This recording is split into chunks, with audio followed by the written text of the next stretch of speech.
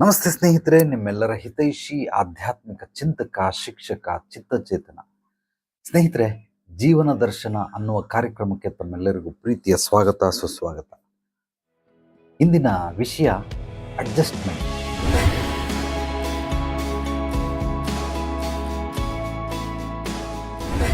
ಸ್ನೇಹಿತರೆ, ಸಾಕಷ್ಟು ಜನ ಈ ಒಂದು ಪದವನ್ನು ನೀವು ಕೇಳಿರ್ತೀರ, ಅಡ್ಜಸ್ಟ್ಮೆಂಟ್ ಅಂತ. ಜೀವನ ಪರ್ಯಂತ ಕೆಲವರು ಅಡ್ಜಸ್ಟ್ಮೆಂಟ್ ಮಾಡ್ತಾನೆ ಇರ್ತಾರೆ. ಯಾತಕ್ಕೋಸ್ಕರ ಅಂದರೆ ಈ ಪದದ ಅರ್ಥ ಗೊತ್ತಿಲ್ಲ, ಸಂಪೂರ್ಣವಾದ ಅರ್ಥ ಗೊತ್ತಿರಲ್ಲ.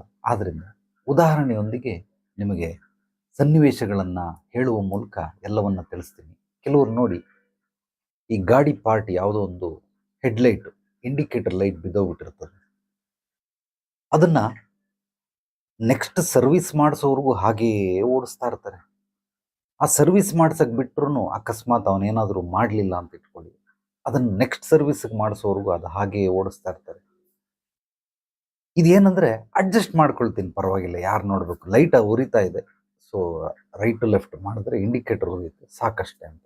ಅದನ್ನು ಸಿಕ್ಸಿ ಗಮ್ ಹಾಕುವಂತಹ ಪ್ರಯತ್ನ ಮಾಡಲ್ಲ, ಮತ್ತೆ ಅಂಗಡಿಗೆ ಹೋಗಿ ರೆಡಿ ಮಾಡಿಸ್ಕೊಳ್ಳುವಂತಹ ಪ್ರಯತ್ನ ಮಾಡಲ್ಲ. ಕಾರಣ ಏನು ಅಂತಂದರೆ ಅಡ್ಜಸ್ಟ್ಮೆಂಟ್. ಈ ಅಡ್ಜಸ್ಟ್ಮೆಂಟನ್ನು ಮಾಡ್ತಾ ಇರ್ತಾರೆ. ಮತ್ತು ಕೆಲವರು ಏನೋ ಮನೇಲಿರುವಂತಹ ಈ ಯಾವುದೋ ಒಂದು ಸ್ಟೂಲ್ಗೆ ಅಂತ ಇಟ್ಕೊಳ್ಳಿ, ಅದು ಮುರಿದೋಗ್ಬಿಟ್ಟಿರ್ತದೆ. ಆ ಕಾಲುಗಳನ್ನ ಹಾಕ್ಬಿಟ್ಟು ಏನೋ ಆಲ್ಟ್ರೇಷನ್ ಮಾಡ್ಕೊಂಡಿರ್ತಾರೆ. ಅಂದರೆ ಒಂದು ಸೆಲ್ಲೋ ಟೇಪ್ ಸುತ್ತೋದ್ರ ಮೂಲಕ. ಅದು ಯಾವತ್ತಿದ್ರೂ ಅಪಾಯನೇ. 3 ಕಾಲಲ್ಲಿ ಚೇರ್ಗಳಲ್ಲಿ ಕುಂತ್ಕೊಳ್ಳೋದಕ್ಕೆ ಸಾಧ್ಯವಿಲ್ಲ. 3 ಕಾಲಿನ ಚೇರ್ ಬೇರೆ, ಬಟ್ 4 ಕಾಲಿರೋದನ್ನು, ಒಂದು ಕಾಲು ಏನಾದರೂ ಮುರಿದೋದ್ರೆ ಬಿದ್ದೋಗ್ಬಿಡ್ತೀರಾ. ಬಿದ್ದು ಎದ್ದೊಳಬಹುದು, ಬಟ್ ತಲೆಗಿಲೆ ಒಡೆದು ಕಣ್ಣಿಗೆ ಏನಾದರೂ ಚುಚ್ಚಿ ಏನಾದರೂ ಮಾಡ್ಕೊಂಡ್ರೆ ಏನಾದರೂ, ಬಟ್ ಸೆಲ್ಲೋ ಟೇಪ್ ಹಾಕಿ ಸುತ್ತಿರ್ತಾರೆ. ಅಡ್ಜಸ್ಟ್ಮೆಂಟ್. ಈ ರೀತಿ ಸಾಕಷ್ಟು ಜನ ಗಂಡ ಕುಡ್ಕೊಂಬಂದು ಹೆಂಡತಿನ ಹೊಡಿತಾ ಇರ್ತಾನೆ, ಬಡಿತಾ ಇರ್ತೀವಿ, ಚಿತ್ರಹಿಂಸೆ ಕೊಡ್ತಾ ಇರ್ತಾನೆ. ಇದು ಅಡ್ಜಸ್ಟ್ಮೆಂಟ್. ಜೀವನ ಪರ್ಯಂತ ಹೀಗೆ ಹೋಗ್ತಾರೆ. ಅಡ್ಜಸ್ಟ್ಮೆಂಟ್ ಅನ್ನೋದ್ರ ಅರ್ಥ ಏನು ಅಂತಂದರೆ, ತಾತ್ಕಾಲಿಕವಾಗಿ ನಾನು ಅಡ್ಜಸ್ಟ್ಮೆಂಟ್ ಮಾಡ್ಕೊಳ್ತೀನಿ, ಶಾಶ್ವತವಾಗಲ್ಲ, ಜೀವನ ಪರ್ಯಂತ ಅಲ್ಲ. ಆದರೆ ಕೆಲವರು ಈ ಅಡ್ಜಸ್ಟ್ಮೆಂಟ್ ಅನ್ನೋದನ್ನು ಕಡೇ ಉಸಿರಿನವರೆಗೂ ಬೆಳೆಸ್ಕೊಂಡು ಹೋಗ್ಬಿಡ್ತಾರೆ, ಅದರಲ್ಲೇ ಬದುಕ್ತಾ ಇರ್ತಾರೆ. ಉದಾಹರಣೆಗೆ ಯಾವುದೋ ಒಂದು ಗುಡಿಸ್ಲು, ಆ ತಗಡಿನ ಶೀಟಿನ ಮನೆ, ಮಳೆ ಬರ್ತಾ ಇದೆ, ಮಳೆ ಬಂದಾಗೆಲ್ಲ ಸೋರ್ತದೆ. ಈ ಕೆಲವೊಂದೆಲ್ಲ ಬಿಲ್ಡಿಂಗ್ಗಳು ಕಟ್ಟಬೇಕಾದ್ರೆ ಈ ಕಬ್ಬಿಣದ ಶೀಟ್, ತಗಡು ಶೀಟನ್ನು ಹಾಕ್ಕೊಂಡು ಅದರಲ್ಲೆಲ್ಲ ಹೋಲ್ ಮಾಡಿಬಿಟ್ಟಿರ್ತಾರೆ. ಸೆಕೆಂಡ್ ಹ್ಯಾಂಡ್ಲಿಗೆ ಮಾರ್ತಾರೆ. ಅದನ್ನು ತಗೊಂಬಂದು ಶೆಡ್ ಕಟ್ಕೊಂಡಿರ್ತಾರೆ. ಮಳೆ ಬಂದಾಗ ಅಲ್ಲಿಂದ ತೊಟ್ಟಿಗ್ತದೆ. ಎಲ್ಲೆಲ್ಲಿ ತೊಟ್ಟಿಗ್ತಾ ಇರ್ತದೆ, ಒಂದು ಕಡೆ ಲೋಟ ಇಡ್ತಾರೆ, ಇನ್ನೊಂದು ಕಡೆ ಜಗ್ ಇಡ್ತಾರೆ, ಜೋರಾಗಿ ಬರೋ ಕಡೆ ಬಕೆಟ್ ಇಡ್ತಾರೆ. ಇದು ಅಡ್ಜಸ್ಟ್ಮೆಂಟ್. ಒಂದು ರಾತ್ರಿ ನಿದ್ದೆ ಮಾಡಬೇಕು, ಮಾರನೇ ದಿವಸ ಬೆಳಿಗ್ಗೆ ಎದ್ದು ಏನೋ ಕೆಲಸ ಮಾಡಿ. ಬಟ್ ಇವರು ಅಡ್ಜಸ್ಟ್ ಮಾಡಲ್ಲ.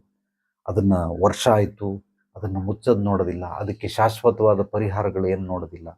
ದಿನ ಎಲ್ಲ ಬರೀ ಮಳೆ ಬಂದಾಗೆಲ್ಲ ಈ ರೀತಿ ಇಡೋದು. ಅವ್ರ ಮೈಂಡಲ್ಲಿ ಏನಿರುತ್ತೆ, ಏನು ಮಳೆ ವರ್ಷ ಎಲ್ಲ ಬರ್ತದ, ಏನೋ ಮಳೆಗಾಲದಲ್ಲಿ ಒಂದು 3-4 ತಿಂಗಳು ಬರ್ತದೆ, ಅಡ್ಜಸ್ಟ್ ಮಾಡ್ಕೊಂಡ್ರೆ ಆಯಿತು.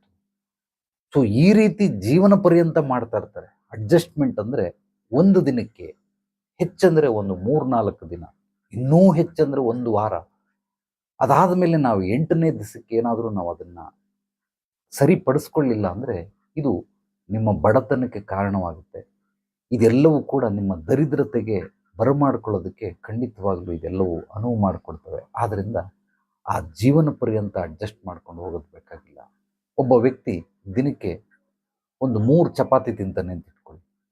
ಒಂದು ದಿವಸ ಏನೋ ಬಂದ, ಆತನಿಗೆ ಊಟ ಇರಲಿಲ್ಲ, 2 ಚಪಾತಿ ಮಿಕ್ಕಿತ್ತು. ಓಕೆ, 2 ತಿಂತೀನಿ, ಇದು ಅಡ್ಜಸ್ಟ್ಮೆಂಟ್. ದಿನರಾತ್ರಿ ಬಂದಾಗ 2 ಚಪಾತಿಗಳನ್ನು ಮಾಡಾಕ್ತಾ ಇದ್ರೆ ಇದು ಅಡ್ಜಸ್ಟ್ಮೆಂಟ್ ಅಲ್ಲ. ಇವನು ನಿಧಾನವಾಗಿ ಅವನ ಶಕ್ತಿ ಚೈತನ್ಯವನ್ನು ಕಳ್ಕೊಳ್ತಾ ಇರ್ತಾನೆ. ಒಂದು ದಿವಸಕ್ಕೆ ಅಡ್ಜಸ್ಟ್ಮೆಂಟ್ ಅಂತ, ಬಟ್ ಪ್ರತಿ ಸಲ ಅಡ್ಜಸ್ಟ್ಮೆಂಟ್ ಆಗಲ್ಲ. ನಿಮಗೆ ಇನ್ನೂ ಮುಕ್ತವಾಗಿ ಹೇಳಬೇಕು ಅಂತಂದರೆ, ಗಂಡ ಹೆಂಡತಿ ಸೆಕ್ಸ್ ಮಾಡ್ತಾರೆ ಕಾಮನ್ ಆಗಿ, ಮದುವೆ ಆಗದೆ ವಂಶ ಬೆಳೆಸೋಕ್ಕೆ, ಅದಕ್ಕೆ ಇದಕ್ಕೆ ಅಂತ 108 ಕಾರಣಗಳನ್ನು ಕೊಡ್ತಾರೆ. ಅದು ಏನೇ ಕಾರಣಗಳಿದ್ರೂ ಅದರ ಮೂಲ ಕಾರಣ ಏನು ಅಂತಂದರೆ ಒನ್ಲಿ ಫಾರ್ ಸೆಕ್ಸ್.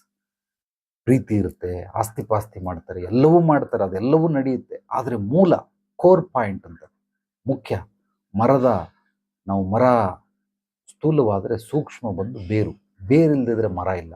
ಅದೇ ರೀತಿ ಆ ಬೇರಿನ ರೀತಿ ಕಾಮವನ್ನು ನಾವು ತಿಳ್ಕೊಳ್ಬಹುದು, ಅದೇ ಮೂಲ. ಆದರೆ ಒಂದು ದಿವಸ ಏನೋ ಹೆಂಡತಿಗೆ ಮೂಡಿಲ್ಲ, ಆಕೆ ಹೇಳಿದ್ಲು ಏನೋ ವ್ರತ ಮಾಡ್ತಾ ಇದ್ದೀನಿ ಅಂತ. Okay, adjustment. ಮತ್ತೆ ಇನ್ನೊಂದು ಸಲ ಪ್ರಯತ್ನ ಪಟ್ಟ. ಆಗ ಹೇಳ್ತಾಳೆ, ಇಲ್ಲ ನನಗೆ ಇವತ್ತು ಹೊರಗಡೆ ಆಗ್ಬಿಟ್ಟಿದ್ದೀನಿ.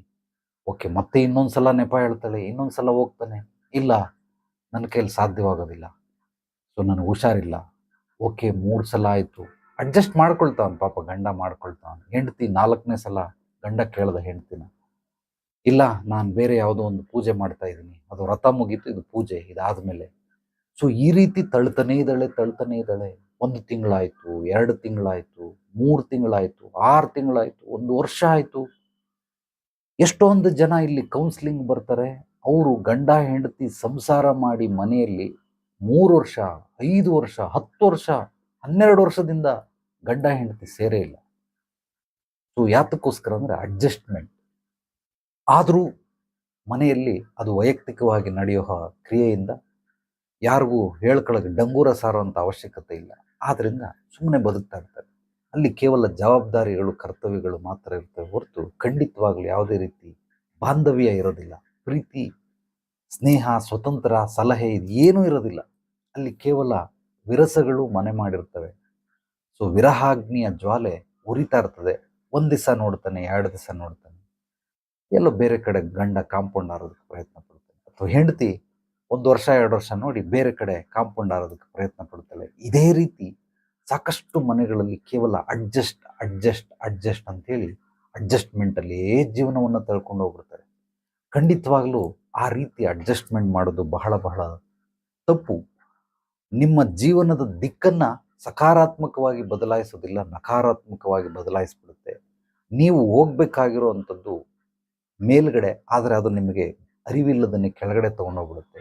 ದಯಮಾಡಿ ಈ ರೀತಿ ಅಡ್ಜಸ್ಟ್ಮೆಂಟ್ ಅಂದರೆ ಒಂದು ತಾತ್ಕಾಲಿಕವಾಗಿ ಏನೋ ಒಂದು ಸೊಲ್ಯೂಷನ್ ಹುಡ್ಕೊಳ್ಬೇಕು. ಇಲ್ಲಿಂದ ಮೆಜೆಸ್ಟಿಕ್ಗೆ ಬಸ್ಸಲ್ಲಿ ಹೋಗ್ತಾ ಇದ್ದೀನಿ, ಯಾರೋ ವಯೋವೃದ್ಧರು, ನಾನು ಅವ್ರಿಗೆ ಎದ್ದುಬಿಟ್ಟು ಕುಂತ್ಕೊಳ್ಳಿ ನೀವು ಅಂತ ಅಂದ್ಬಿಟ್ಟು ಬಿಟ್ಕೊಟ್ಟೆ. ಇದು ಅಡ್ಜಸ್ಟ್ಮೆಂಟ್. ನಾನೀಗ ಇಲ್ಲಿಂದ ಬಾಂಬೆಗೆ ಹೊರಟಿದ್ದೀನಿ, ಆ ರೀತಿ ಬಿಟ್ಕೊಡೋಕ್ಕಾಗುತ್ತಾ? ಲಾಂಗ್ ಟರ್ಮ್ ಟ್ರಿಪ್ಪಲ್ಲಿ ಅಡ್ಜಸ್ಟ್ ಮಾಡ್ಕೊಳ್ಳೋದು. ಹೆಂಗೆ ಅಡ್ಜಸ್ಟ್ ಮಾಡ್ಕೊಳ್ಳೋದು? ಸ್ವಾಮಿ ನೀವು ಅರ್ಧ ಗಂಟೆ ಕುಂತ್ಕೊಳ್ಳಿ, ನಾನೊಂದು ಅರ್ಧ ಗಂಟೆ ಕುಂತ್ಕೊಳ್ತೀನಿ. ನೀವೊಂದು 1 ಅವರ್ ನಿಂತ್ಕೊಳ್ಳೋಕೆ ಸಾಧ್ಯವಾದ ನಾನು 1 ಗಂಟೆ ಕುಂತ್ಕೊಳ್ತೀನಿ. ಈ ರೀತಿ 1 ದಿವಸ ಅಡ್ಜಸ್ಟ್ ಮಾಡ್ಬೋದು. ಪ್ರತಿ ದಿವಸ ಬಾಂಬೆ ಟು ಬೆಂಗಳೂರು ವಾರಕ್ಕೊಂದ್ಸಲ ಹೋಗೋನು ದಿನ ಎಲ್ಲ ಹಿಂಗೆ ಸಿಕ್ಬಿಟ್ರೆ ನಿಜವಾಗ್ಲೂ ಹಂಗೆ ಅಡ್ಜಸ್ಟ್ ಮಾಡೋಕ್ಕಾಗುತ್ತಾ? ಅವ್ನು ಟ್ರೈನಲ್ಲಿ ಹೋಗೋದೇ ಬಿಟ್ಬಿಡ್ತಾನೆ, ಬಸ್ಸಲ್ಲಿ ಹೋಗೋದೇ ಬಿಟ್ಬಿಡ್ತಾನೆ. ಯಾಕೆಂದರೆ 1 ದಿವಸಕ್ಕೆ ಅಡ್ಜಸ್ಟ್ ಮಾಡಬಹುದೇ ಹೊರತು ಜೀವನ ಪರ್ಯಂತ ಯಾವುದನ್ನು ಅಡ್ಜಸ್ಟ್ ಮಾಡೋಕ್ಕಾಗಲ್ಲ. ಅದಕ್ಕೋಸ್ಕರ ಅಡ್ಜಸ್ಟ್ಮೆಂಟ್ ಅನ್ನೋದರ ಒಂದು ಅರ್ಥ, ಸಂಪೂರ್ಣ ಅರ್ಥ ಏನು ಅಂದರೆ ತಾತ್ಕಾಲಿಕವಾಗಿ ನಾವು ಹೊಂದ್ಕೊಂಡು ಹೋಗಬಹುದೇ ಹೊರತು ಇಡೀ ಜೀವನ ಪರ್ಯಂತ ಶಾಶ್ವತವಾಗಿ ಹೊಂದ್ಕೊಂಡು ಹೋಗುವಂಥದ್ದಲ್ಲ. ಅದಕ್ಕೋಸ್ಕರ ಅರ್ಥ ಮಾಡ್ಕೊಳ್ಳಿ. ಏನೋ ಸಮಸ್ಯೆಗಳು ಎಲ್ಲರಿಗೂ ಬಂದೇ ಬರ್ತವೆ.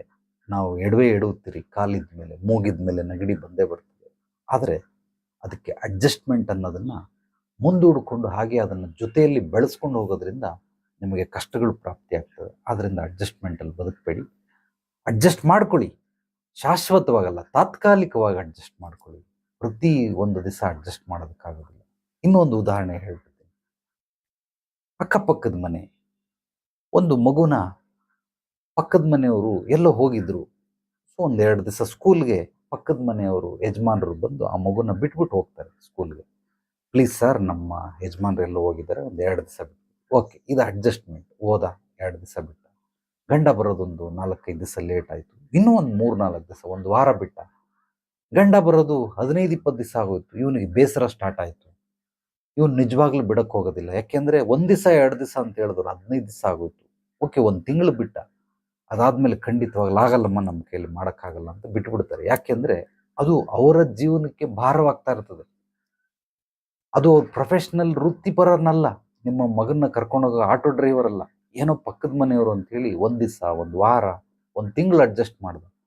ಈಗ ಅವ್ರ ಯಜಮಾನರು ದುಡ್ಕೊಂಡು ಬರ್ತಾ ಇದ್ದಾರೆ, ಪೂರ್ತಿ ಲೈಫ್ ಲಾಂಗ್ ಇವನು ಮಾಡೋದಿಲ್ಲ, ಭಾರವಾಗುತ್ತೆ.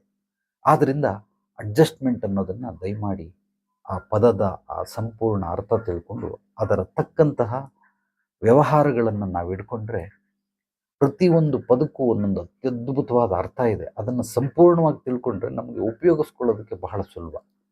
ಯಾರು ಏನು ಮಾಡಬೇಕು, ಏನು ಮಾಡಬಾರ್ದು, ಹೇಗೆ ಮಾಡಬೇಕು ಅನ್ನೋ ಈ 3 ಬ್ರಹ್ಮರಹಸ್ಯಗಳನ್ನು ತಿಳ್ಕೊಂಬಿಟ್ರೆ ಜೀವನ ಅತ್ಯುನ್ನತವಾಗಿ ಬದುಕುತ್ತೆ. ನಾವು ಬದುಕಬಹುದು, ಬೇರೆಯವ್ರನ್ನೂ ಬದುಕಿಸಬಹುದು. ಆದ್ದರಿಂದ ಅಡ್ಜಸ್ಟ್ಮೆಂಟ್ ಅನ್ನೋ ಪದಕ್ಕೆ ಅರ್ಥ ತಿಳ್ಕೊಳ್ಳಿ. ನಿಮಗೆ ಅರ್ಥ ಆಗಲಿಲ್ಲ ಅಂದರೆ ನನ್ನ ವಾಟ್ಸಪ್ ನಂಬರ್ಗೆ ವಾಯ್ಸ್ ಮೆಸೇಜ್ ಕಳಿಸಿ, ಟೆಕ್ಸ್ಟ್ ಮೆಸೇಜ್ ಕಳಿಸಿ. ನಾನು ಮತ್ತೊಂದು ವಿಡಿಯೋನ ನಿಮಗೆ ಅಡ್ಜಸ್ಟ್ಮೆಂಟನ್ನು ಉದಾಹರಣೆಗಳ ಮೂಲಕ ತಿಳಿಸೋದಕ್ಕೆ ಪ್ರಯತ್ನ ಪಡ್ತೀನಿ. ನಮ್ಮ ಚಾನಲನ್ನು ಮೊದಲನೇ ಬಾರಿ ಭೇಟಿ ನೀಡಿದರೆ ತಪ್ಪದೇ ಮರೆಯದೆ ಸಬ್ಸ್ಕ್ರೈಬ್ ಮಾಡಿ, ಲೈಕ್ ಮಾಡಿ, ಕಮೆಂಟ್ ಮಾಡಿ. ಈ ವಿಡಿಯೋವನ್ನು ನಿಮ್ಮೆಲ್ಲ ಸ್ನೇಹಿತರಿಗೆ, ಆತ್ಮೀಯರಿಗೆ ಶೇರ್ ಮಾಡಿ. ಯಾರಿಗೆ ಯಾವುದೇ ರೀತಿ ಸಮಸ್ಯೆಗಳಿದ್ದರೂ ಪರಿಹಾರಕ್ಕಾಗಿ ನೇರವಾಗಿ ಬಂದು ನನ್ನನ್ನು ಭೇಟಿ ಮಾಡಬಹುದು. ಎಲ್ರಿಗೂ ಒಳ್ಳೆಯದಾಗಲಿ. ನಾಳೆ ಮತ್ತೆ ಭೇಟಿಯಾಗೋಣ ಮತ್ತಷ್ಟು ಸತ್ವಭರಿತ ವಿಚಾರಗಳೊಂದಿಗೆ. ಎಲ್ಲರೊಳಗಡಗಿರುವ ಭಗವಂತನಿಗೆ ನನ್ನ ಭಕ್ತಿಪೂರ್ವ ಪ್ರಣಾಮಗಳು. ಸರ್ವೇ ಜನೋ ಸುಖಿನೋ ಭವಂತು. ಶುಭರಾತ್ರಿ.